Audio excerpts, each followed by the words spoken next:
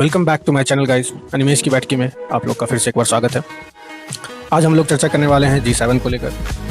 G7 क्या है और चाइना ने ऐसा क्या किया है जो देशव्यापी ढंग से और विश्वव्यापी ढंग से चाइना की बदनामी हो रही है, बुराई हो रही है, और क्यों एक भारतीय का चीन के इस करतूत पे खून खौल जाना चाहिए। इस वीडियो में आज हम लोग चर्चा करने वाले हैं। बिना कोई समय गवाए चलिए स्टार्ट करते हैं। तो G7 7 सबसे मजबूत अर्थव्यवस्थाओं वाले देश का एक समूह है, जिसमें कि America, Britain, Canada, France, Japan, Italy और जर्मनी जैसे देश शामिल हैं। मानवाधिकारों की रक्षा, कानून बनाए रखना और लगातार विकास इसका लक्ष्य है। 25 मार्च 1973 को इस संगठन की शुरुआत हुई थी। असल में इससे ठीक पहले ग्लोबल तेल संकट पैदा हुआ था, जिससे आर्थिक संकट भी पैदा हुआ और इसके साथ भविष्य में आने वाली चुनौतियों से वैश्विक स्तर पर निपटने के लिए इस संगठन की नींव रखी गई। अब बात करेंगे कि जब 7 मजबूत अर्थव्यवस्थाओं से मिलकर ये समूह बनाया गया है तो चीन इसमें क्यों नहीं, क्योंकि चीन दुनिया का दूसरा सबसे मजबूत अर्थव्यवस्था वाला देश है। तो इसका जवाब सुनिए कि चीन की जो GDP है उसके अनुसार प्रति व्यक्ति आय बहुत कम है, इसलिए चीन को इसमें शामिल नहीं किया गया और 2019 से भारत को इसमें as a guest nation invite किया जा रहा है, जिससे चिढ़कर चीन के कार्टूनिस्ट ने इस पर कुछ व्यंग कसा है। और व्यंग कुछ ऐसा है कि वहाँ के ग्लोबल टाइम्स, जो चाइना का एक न्यूज़पेपर है जिसका नाम है ग्लोबल टाइम्स, उसमें ये छापा गया है। अगर यूँ कहें तो ग्लोबल टाइम्स और कुछ नहीं, सरकार की एक गवर्नमेंट मीडिया है। जिस बात को सरकार डायरेक्टली नहीं कह सकती है वो ग्लोबल टाइम्स के माध्यम से कहती है। तो देखते हैं उसमें क्या किया गया है। जो चीन के जो कार्टूनिस्ट हैं, उसमें राजनीतिक व्यंग को दर्शाया गया है, जिसमें ये बताया जा रहा है कि चीन को दबाने की कोशिश करने वाले ग्रुप ऑफ 7 सदस्यों का ये कार्टून है।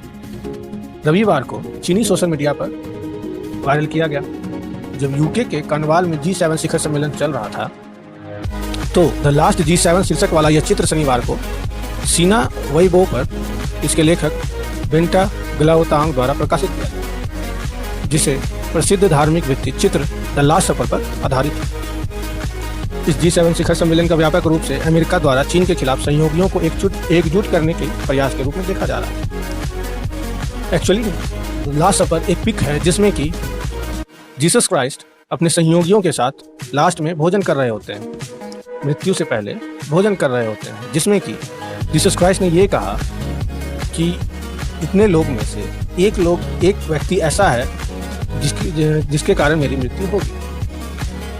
तो इस पीक में द लास्ट सपर में, जो कि लियोनार्डो दा विंची के द्वारा चित्रित किया गया है, उसी का बेस लेते हुए, उसी से प्रेरित होकर, उसी को इंक्लूड करते हुए चीनी कार्टूनिस्ट ने ये पिक्चर बनाया है या ये कार्टून बनाई, जिसमें 9 जानवरों की एक विस्तृत तस्वीर चित्रित की गई है, जिसमें US, UK, Italy, Canada, Japan, Germany, France, Australia और भारत का प्रतिनिधित्व है। एक टेबल के चारों ओर चीनी मानचित्र के आकार का एक केक भी है। पेंटिंग के ऊपर लिखा है, जिसके माध्यम से हम अभी दुनिया पर राज कर सकते हैं। इन जानवरों के चेहरे के भाव और हाव भाव अलग अलग हैं, जिसका अर्थ है कि G7 के प्रत्येक पक्ष के पास वास्तव में चीन को दबाने और पश्चिमी आधिपत्य को बनाए रखने की आम साजिशों पर पीसने के लिए अपनी कुल्हाड़ी तैयार रखी है। कुछ चिंतकों और पर्यवेक्षकों का विश्लेषण है कि अमेरिकी ध्वज के साथ एक गेंदबाज टोपी पहने हुए एक गंजा ईगल बीच में बैठा है। द लास्ट सपर में जाहिर तौर पर भोजन के संयोजक के रूप में, जैसे कि द लास्ट सपर में जीसस क्राइस्ट को भोजन के संयोजक के रूप में दर्शाया गया है, उसी प्रकार अमेरिका को वहाँ पे एक संयोजक के रूप में दर्शाया गया है। गंजे चील के सामने एक छोटी बैंकनोट छपाई मशीन और मेज पर एक बिल है। मशीन टॉयलेट पेपर को डॉलर में प्रिंट कर रही है। गौर कीजिएगा, टॉयलेट पेपर को डॉलर में प्रिंट कर रही है, यानी कि वहाँ की करेंसी का मजाक बनाया जा रहा है, जिसमें बिल की संख्या बड़ी और बड़ी होती जा रही है, जिसमें 2 ट्रिलियन से $8 ट्रिलियन तक दर्शाया गया है।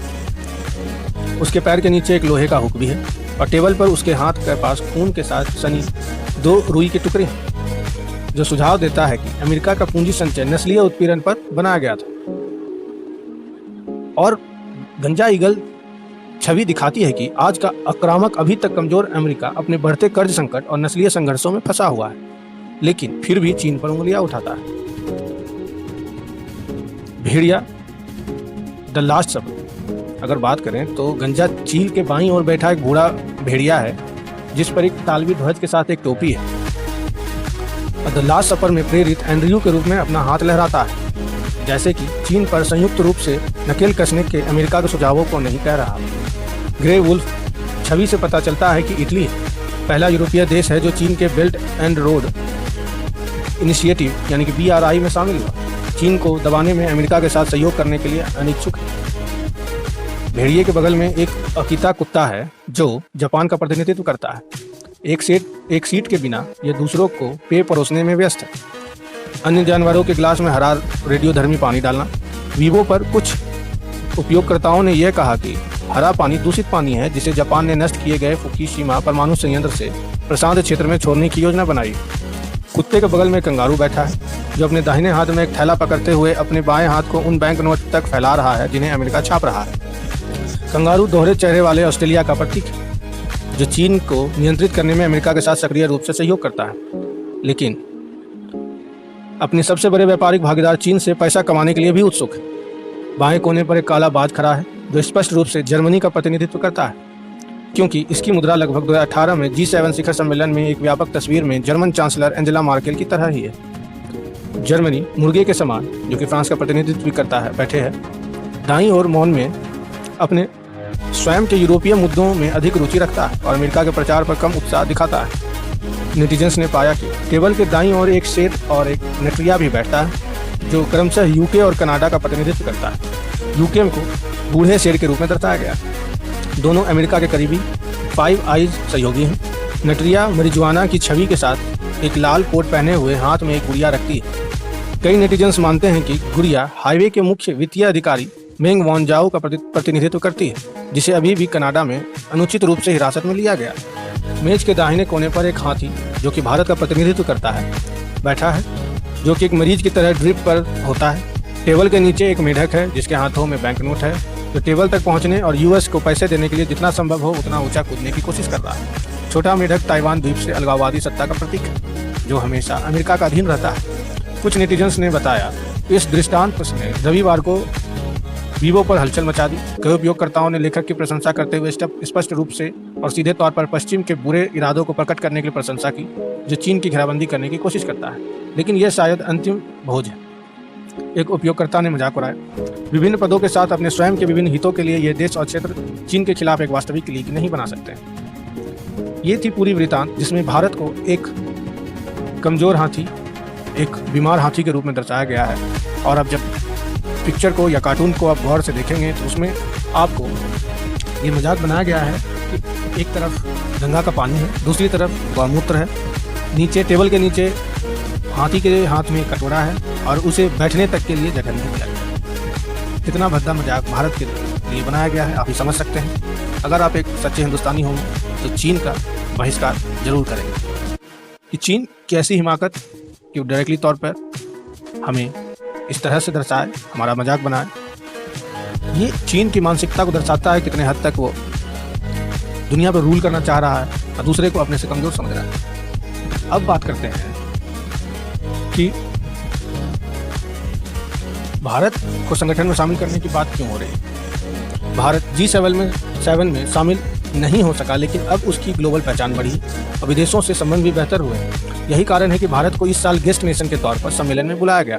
इसके अलावा भारत के साथ साथ ऑस्ट्रेलिया, कोरिया और दक्षिण अफ्रीका को भी गेस्ट देशों की तरह आमंत्रित किया गया है। सबसे पहले भारत को 2019 में गेस्ट के तौर पर बुलाया गया था, ये मैंने आपको बताया। धीरे धीरे भारत का कद बढ़ रहा है, इसी से चीन बौखलाया हुआ है। अगर G7 की बात करें तो इसकी अध्यक्षता बारी बारी से सदस्य देश करते हैं और सम्मेलन 2 दिन तक चलता है, जिस दौरान ग्लोबल मुद्दों पर चर्चा होती है और रणनीति तय की जाती है। मुद्दों में इकोनॉमी, देशों की सुरक्षा, बीमारियों और पर्यावरण पर चर्चा होती है। इस साल कोरोना से मचे हाहाकार के बीच देशों में वैक्सीनेशन तेज करने और संक्रमण खत्म करने की बात हो रही है। कई बार G7 आलोचनाओं से भी घिरा है। जरूरत और असर पर बात होती रहती है। कई बार ये कहा जा चुका है कि यह संगठन खास महत्व का नहीं और इसे खत्म कर दिया जाना चाहिए। वहीं खुद ये संगठन अपने होने की ठोस वजह गिनाते हैं। उसका दावा है कि उसी के कारण पेरिस जलवायु समझौता लागू हो सका। बता दें कि यह पर्यावरण की रक्षा के लिए हुआ समझौता है जिसमें देशों को कार्बन उत्सर्जन कम करने के लिए कहा गया। और इसके अलावा G7 के ये भी मानना है कि उसने एड्स और टीबी जैसी बीमारियों को खत्म करने के लिए ग्लोबल फंडिंग शुरू की, जिससे काफ़ी मदद मिली। G7 की आलोचनाओं में एक बात यह भी है कि कथित तौर पर ग्लोबल समस्याओं पर बात करने का दावा करने वाली संगठन में अफ्रीका और लैटिन अमेरिका के कई देश शामिल हैं। तो ये थी पूरी चर्चा जो G7 को लेकर है। चीन समय समय पर हमें और दूसरे देशों को आंख दिखा रहा है। वो अपने आप को सबसे मजबूत और ताकतवर बताना चाह रहा है। हमें साथ मिलकर चीन का बहिष्कार करना चाहिए। तो ये थी हमारी चर्चा। होप करता हूँ कि आपको G7 और ये कार्टून से रिलेटेड जो भी दिक्कतें होंगी वो समझ में आया होगा। मिलते हैं अगली चर्चा में, अगली रिपोर्ट के साथ, अगली वीडियो में। तब तक के लिए थैंक्स, टेक केयर।